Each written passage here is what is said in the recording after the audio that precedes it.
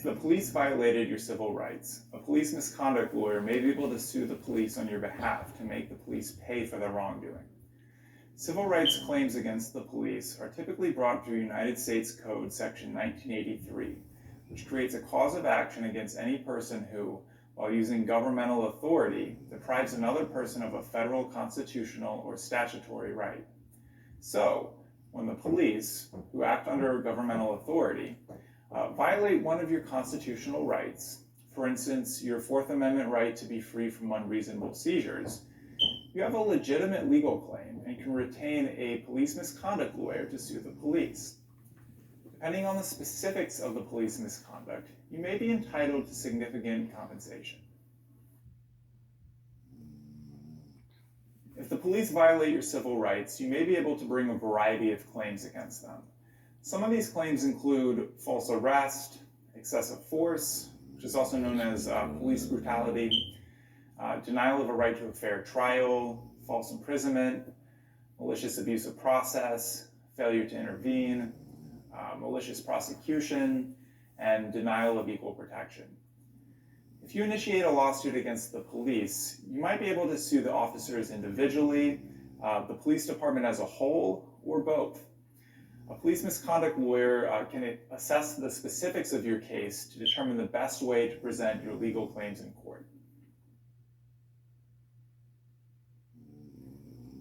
If the police violated your civil rights, you may be entitled to significant compensation.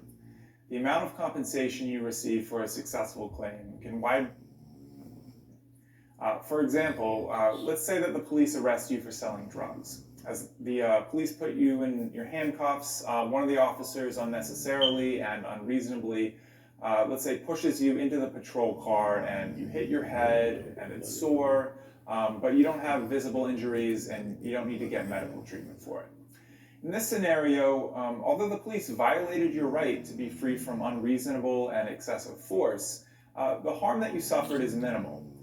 So ultimately, it might not be worth your time and energy to initiate a lawsuit that's not going to result in satisfying compensation.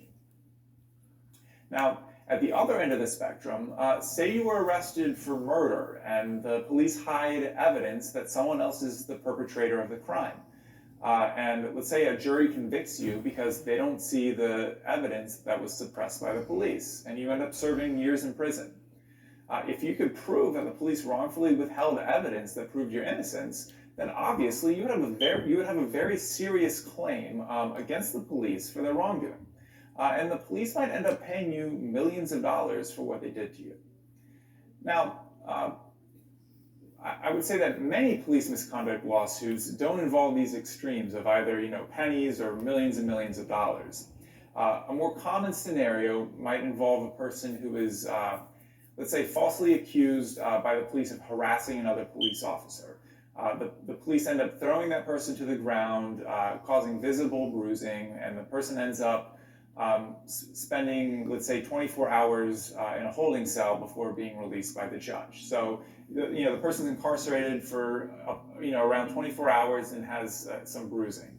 Now, in this scenario, although the harm that's suffered doesn't equate to millions of dollars, depending on the circumstances, you could still possibly receive a very solid 5 or 6 figure verdict or settlement from the police. It's impossible to know the exact value of a case with surgical precision, but if you have a potential claim, a police misconduct lawyer can review your case to determine your possible outcomes. If you decide to sue the police, the process will generally be as follows. First, you'll select the police misconduct lawyer whom you'd like to represent you for your lawsuit.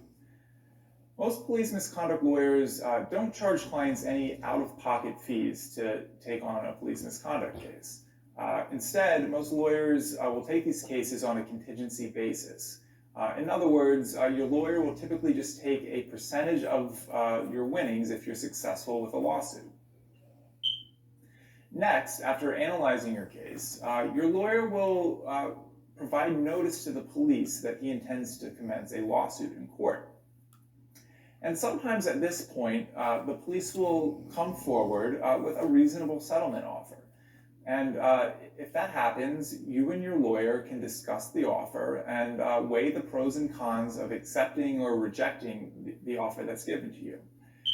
If you decide to take the offer, then at that point, the matter is concluded. However, if you don't accept a pre-suit offer if it's given to you, your lawyer will file a lawsuit in court. And cases can commence in either federal court or state court.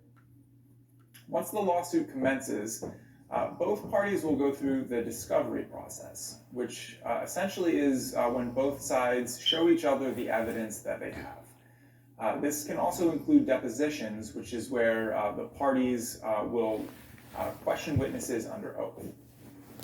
At this time, your lawyer will also very likely conduct further investigations in effort to obtain other evidence that will help prove that the police violated your rights. Once this discovery process is concluded, the parties may file motions with the court that argue that certain evidence is either sufficient or insufficient for the various claims. If the judge rules that the legal claims that you've brought forth are warranted, then your case might go to trial for a jury to decide whether or not it believes that you have proven your claim. If the jury reaches a verdict in your favor, it will determine the amount of money it believes that you should receive for the police to fairly compensate you for their misconduct. Now, throughout the pendency of a lawsuit, the police may make additional settlement offers to resolve the case. If that happens, you and your lawyer will be able to analyze any of the offers received to determine whether or not they're worth accepting.